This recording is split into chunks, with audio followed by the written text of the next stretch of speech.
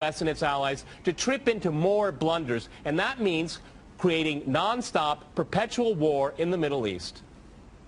Well, I'm going to make this interesting and disagree with everyone. Okay. I do not accept the premise, which probably isn't too much of a surprise, but nonetheless, I reject the premise that the whole point of the so-called war on terror or investing in the Mujahideen was to somehow fight terrorism or to make a better world. I would argue that if you really want to know what's happening with Middle Eastern policy, then you must read Oded Yanan's A Strategy for Israel in the 1980s. Now, in that document, which is pretty much being played out to a T right now and has been for many years, there were serious objectives for Israel. And Israel's main objectives were to expand and grow in line with the Greater Israel Project. And in order for it to do that, there would need to be an excuse to justify the expansion of Israel. And in order to do that, we would have to sow the seeds of sectarian hatred and violence in the region. The #1 target of this plan was Iraq. We've achieved that. That's not a failure. That's actually a success. Iraq is a failed state largely.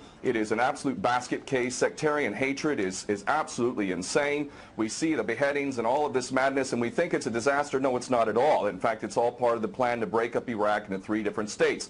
When we look at Syria, we also find that the goal is once again the same thing: sow the seeds of sectarian hatred and basically turn that nation into a basket case.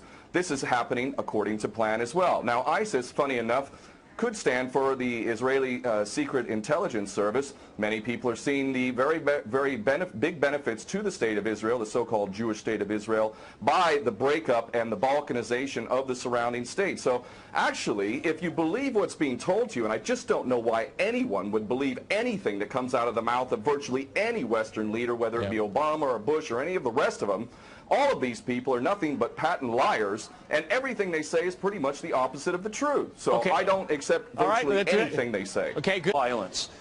Barack Obama did not bite at the opportunity to get involved in Syria a year ago. In fact, at the time when he was ready to start bombing Assad, just about 13 months ago, and he backed off as soon as the first excuse came to mind. We've been supporting ISIS. There is absolute continuity between the policies of Iraq and breaking it up and breaking up Syria as well. It is beyond naive to suggest that the U.S. doesn't have its fingerprints all over ISIS.